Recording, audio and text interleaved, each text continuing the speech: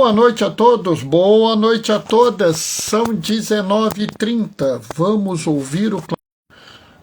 ouvir o clamor dos pobres e o clamor da terra. Hoje está difícil. Eu estou quase com pouca bateria. Liguei aqui, estou até ligando o computador na carga aqui para ver se a gente consegue fazer a live direito hoje. Hoje foi um dia muito ocupado, muita coisa para resolver. Espero que dê tudo certo, né? Hoje também fiz muita academia. Aí já viu, né?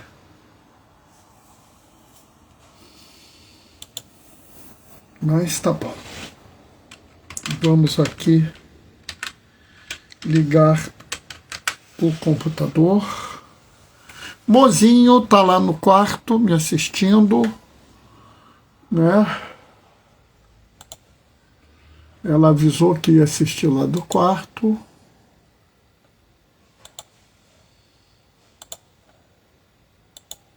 Vamos ver como é que fica as coisas hoje, que hoje entrou mais alguém. A Gracinha, boa noite, Gracinha, paz e bem. Sérgio, boa noite, paz e bem. Estamos nós aqui, né? Por algum motivo, opa, eu estou no ar. Agora precisamos ver de entrar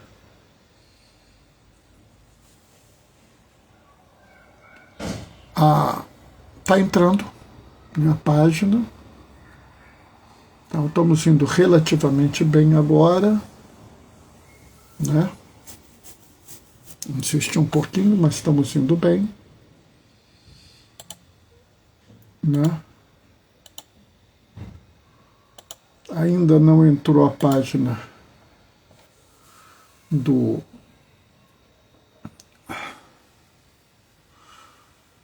da CNBB, vai entrar daqui a pouco, né?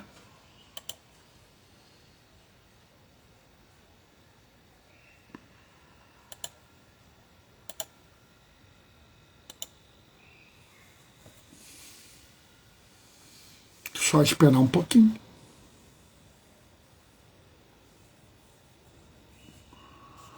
Tá quase na hora, mas ela tá entrando. Vai dar tudo certo, vai dar tempo de tudo. Só um pouco de tranquilidade agora, né? Como eu estava falando, o dia hoje foi bastante confuso, mas foi bom. Isso aqui é importante. O importante é que foi tudo bem hoje, tudo tranquilo. Não entrou mais alguém? Quem entrou? Oi, Terezinha, boa noite, paz e bem. Estamos nós aqui esperando entrar. Não entrou, está entrando. Agora eu tenho que achar o Evangelho. Espera aí.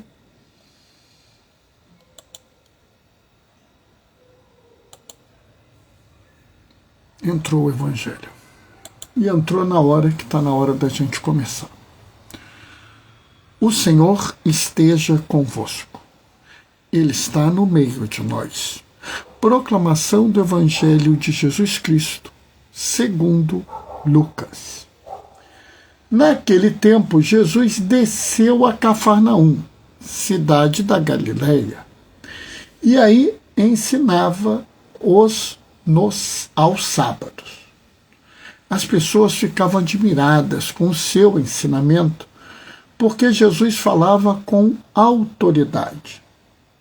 Na sinagoga havia um homem possuído pelo espírito de um demônio impuro, que gritou em alta voz: "O que queres de nós, Jesus Nazareno? Viestes para nos destruir? Eu sei quem tu és o Santo de Deus." Jesus o ameaçou dizendo: cala-te e sai dele. Então o demônio lançou o homem ao chão, saiu dele e não lhe fez mal nenhum. O espanto se apossou de todos e eles comentaram entre si: que palavra é essa? Ele manda nos espíritos impuros, com autoridade e poder, e eles saem. E a fama de Jesus se espalhava em todos os lugares da redondeza. Palavra da salvação. O evangelho de hoje é um evangelho bem conhecido. Enquanto eu estava lendo, a Marli entrou. Boa noite, Marli, paz e bem. Meu irmão diácono Marcelo, aleluia, entrou também. Boa noite, paz e bem. Sabe, pessoal, esse evangelho é um evangelho bastante conhecido, mas ele tem algumas coisas que eu acho. Deus te abençoe, diácono Marcelo. Mas ele tem algumas coisas que eu acho que vale a pena a gente conversar. E que eu acho que são úteis para uma reflexão hoje. A primeira coisa, que talvez seja uma coisa que a muitos espanta, pelo menos a mim espanta, se os outros não espantam, a mim espanta, é que Jesus era um homem da periferia. Jesus era um homem que rodava pela periferia, vivia na periferia, né? De fato, ele está na Galileia, né? A gente talvez não tenha essa dimensão, porque a gente já tem a visão de Jesus como Deus, mas o pessoal não esperava que o Messias estivesse zanzando pela Galileia, por Nazaré, por ali assim, né? Quando ele fala que Jesus desceu para a Galileia, porque ele estava em Nazaré e foi para Galileia, foi para Cafarnaum. Cafarnaum era uma cidade grande, vamos dizer assim, não grande para os dias de hoje, mas grande para aquela época. Mas era uma cidade de pagãos. Bernardo, tinha sinagoga lá? Tinha, né? Mesmo Israel sendo uma teocracia, Israel não era muito bem na Galileia, né? Israel era mais ali perto de Jerusalém. Lembrando que não era um país, era um povo, só que o povo se aglutinava próximo ao templo de Jerusalém. E é uma região chamada de região da Judéia. Tá? É importante a gente entender isso para não causar confusões. E como a gente leu ontem, né, Jesus estava na sinagoga no sábado, o que era algo comum, não havia nada demais. Mas existe aqui uma coisa interessante, porque as pessoas estavam admiradas porque ele falava com autoridade. Oi, Diane, boa noite, paz e bem. Ou seja, era uma coisa diferente dos outros. E isso é fácil de explicar. Por quê? Porque quando eu digo que Jesus fala com autoridade, é porque, diferente dos mestres da lei, dos fariseus, dos saduceus, ele é a lei. Ele é a profecia. Um fariseu, mesmo um grande fariseu como Gamaliel, como Nicodemos, né, que eram pessoas de muito conhecimento, eles tateiam Deus. Eles não têm ideia, né? Se hoje, 2025 anos depois, nós ainda não entendemos plenamente, imagina há 2000 anos atrás. Aí mesmo que não tinha chance de entender, era muito difícil as coisas. Muitos deles se baseavam muito mais na lei escrita do que no entendimento profundo da lei. E olha que eles não eram bobinhos, eles não eram pessoas ignorantes ou despreparadas. Eles realmente entendiam muito dentro do possível, refletiam, mas eram pessoas que tentavam entender. E como toda pessoa que tenta entender, às vezes se prende por demais naquele texto. E fica tão preso no texto que não consegue sair daquilo. Jesus ia além do texto. Jesus, inclusive, uma vez deixa muito claro: eu não vim revogar a lei, mas vim levá-la à plenitude. E aí ele faz uma série de falas. A autoridade de Jesus era reconhecida pelas pessoas porque elas sentiam que ele estava além daquilo, que ele tinha um entendimento que era maior que o entendimento habitual das pessoas. E aí acontece um episódio a mais, um episódio meio crítico, que é a chegada, a aparição de um demônio. Né?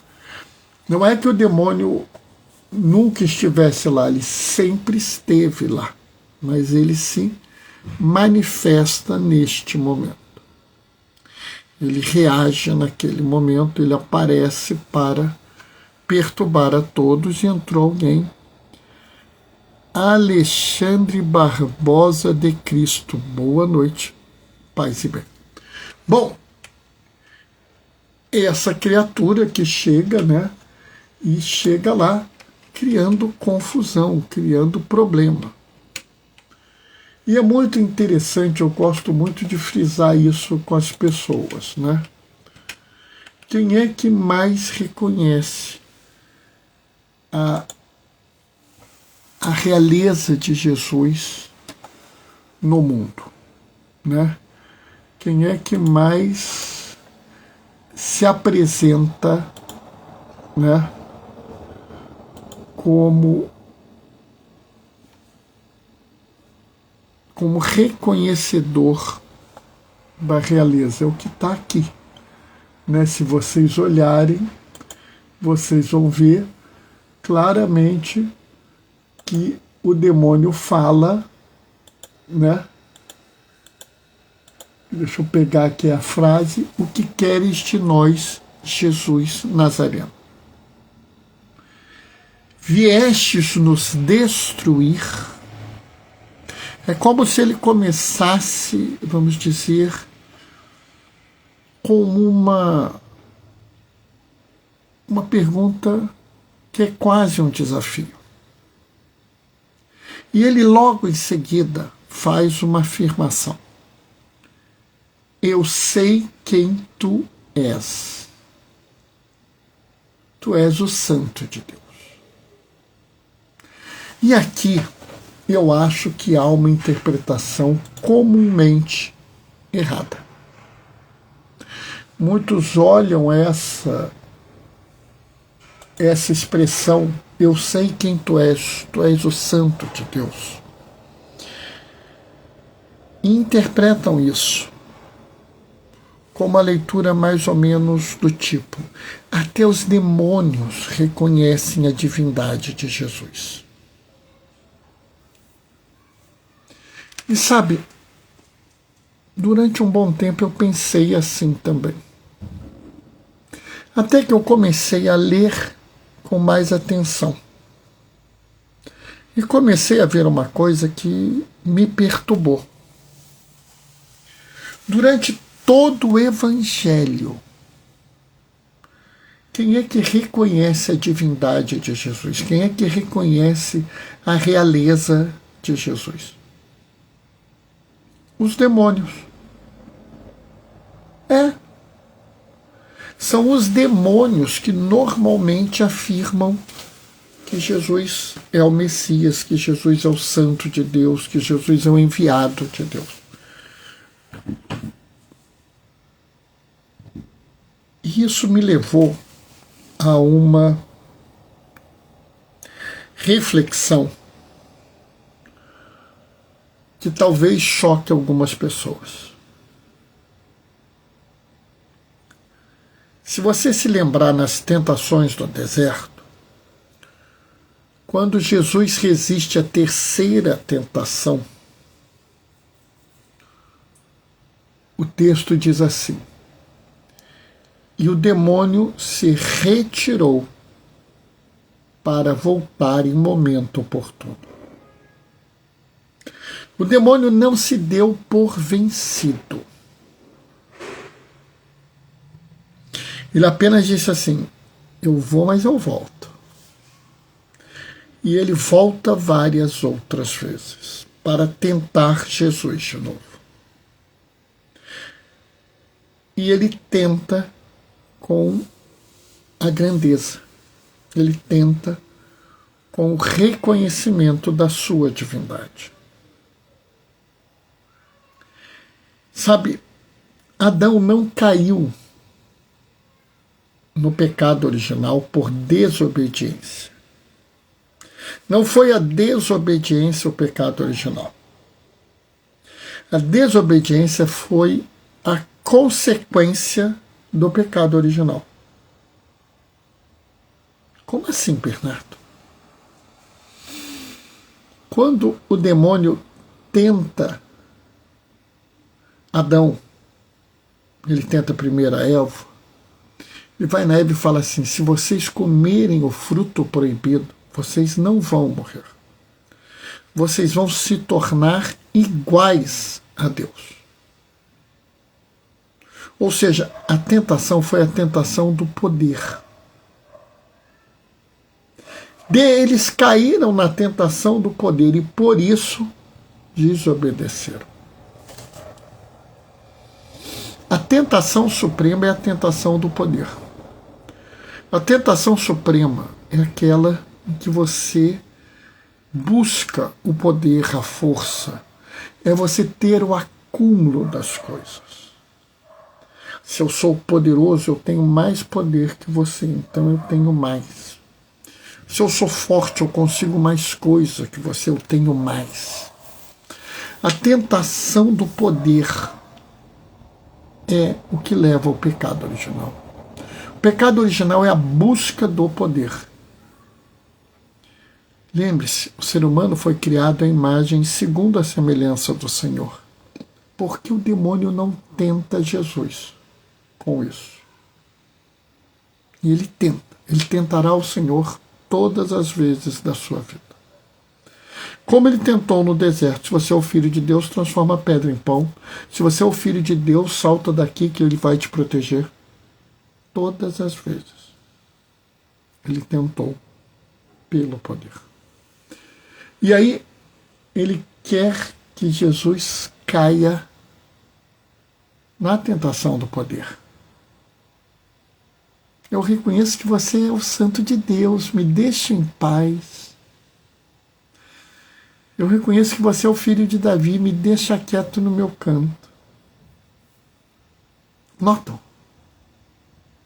O demônio está com medo de ser destruído, então o que ele oferece? Ele oferece o poder. E o pior é que isso funciona até hoje com a gente. Até hoje, se você oferecer um pouquinho de poder para as pessoas vão virar e dizer assim: olha, é isso que eu quero. É isso aí que eu quero. Me dá isso que eu vou ficar feliz. E por conta desse poder, eles aceitam qualquer coisa. Por conta de ter poder, você despreza as pessoas, você destrói o meio ambiente, você escraviza seres humanos, você mata crianças, mulheres, doentes e pessoas indefesas. Você rouba, você abusa, você explora, você destrói a criação. tudo para ter poder. Inclusive, em alguns filmes, você vê, inclusive, esse discurso. Né?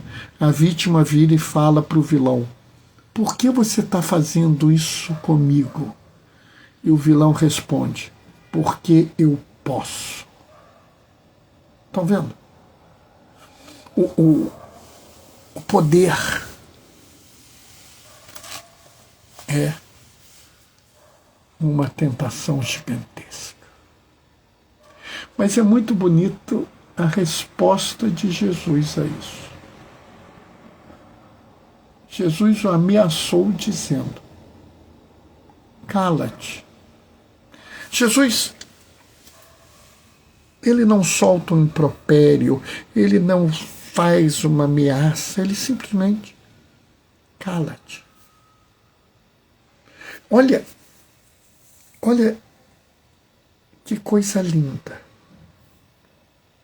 Bernardo, eu tenho aqui a possibilidade de te dar o cargo de cardeal da igreja. Você vai ser o primeiro diácono a ser cardeal da igreja nos últimos 300 anos.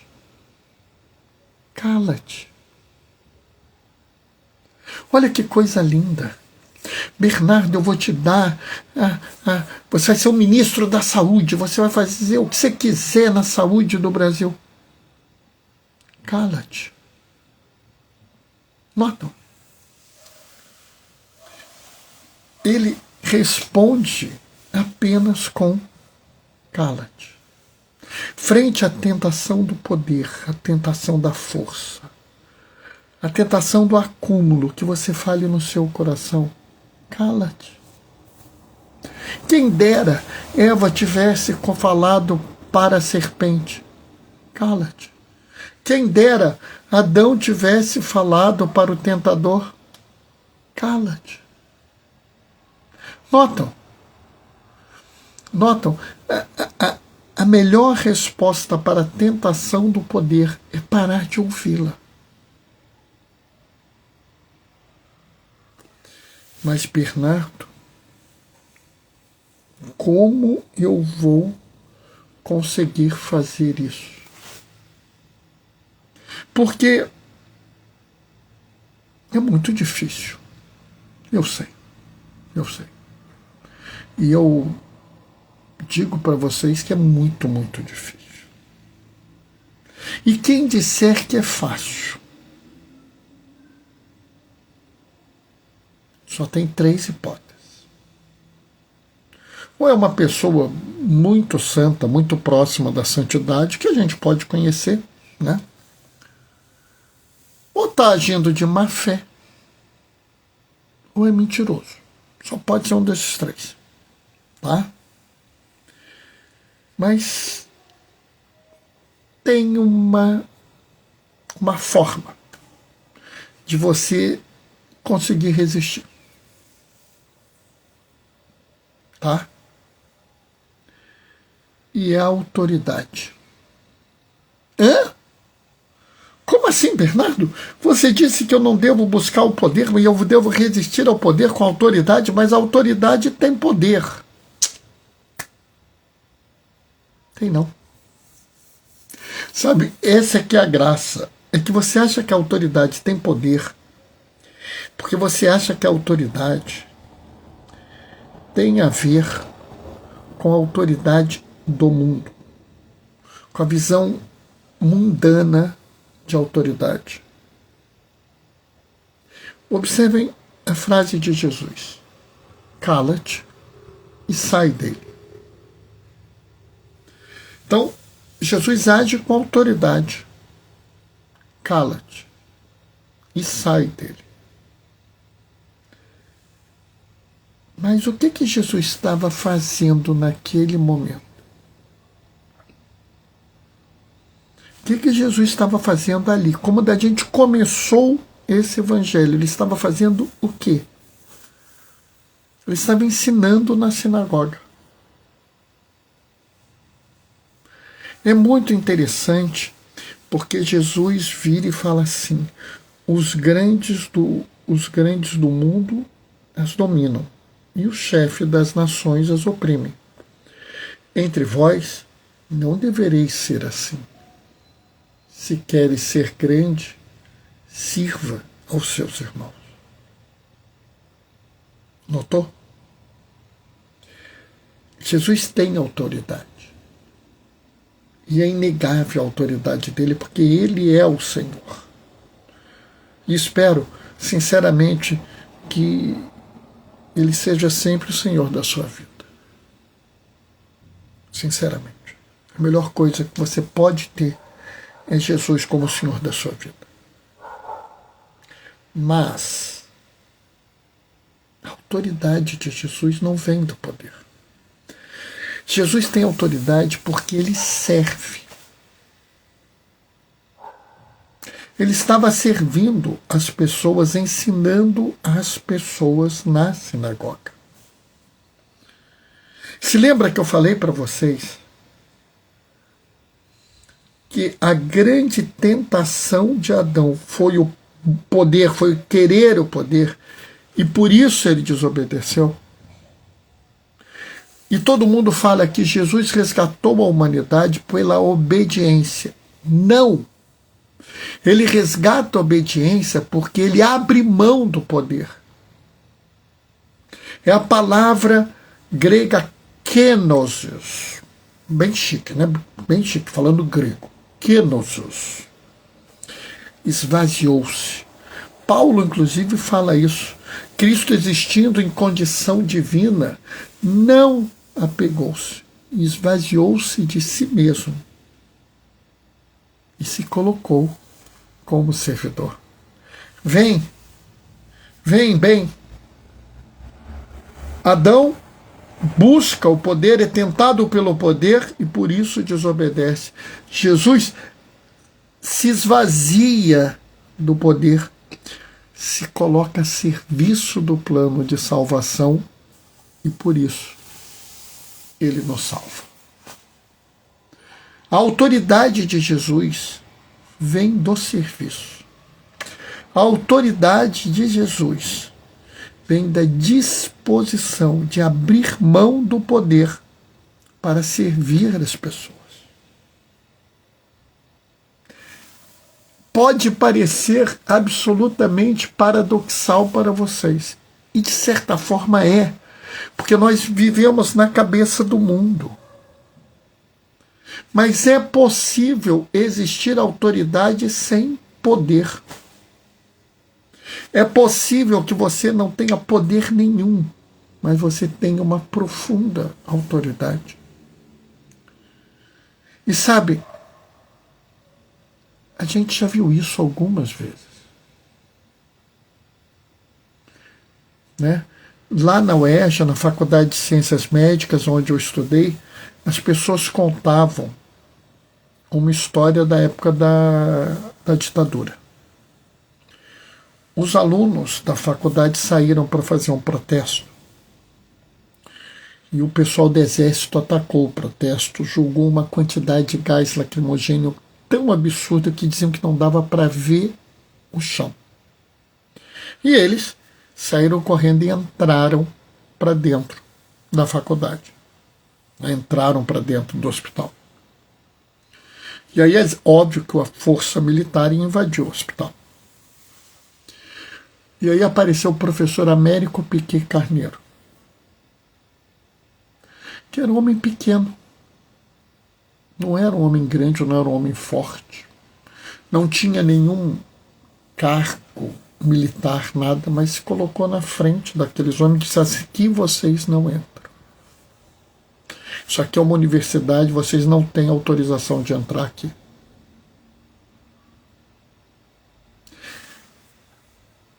Um outro exemplo. Teve uma vez que houve uma rebelião na Fundação do Menor, acho que era Fundação do Bem-Estar do Melhor, fundação era FEBEM, Fundação Estadual do Bem-Estar do Menor em São Paulo.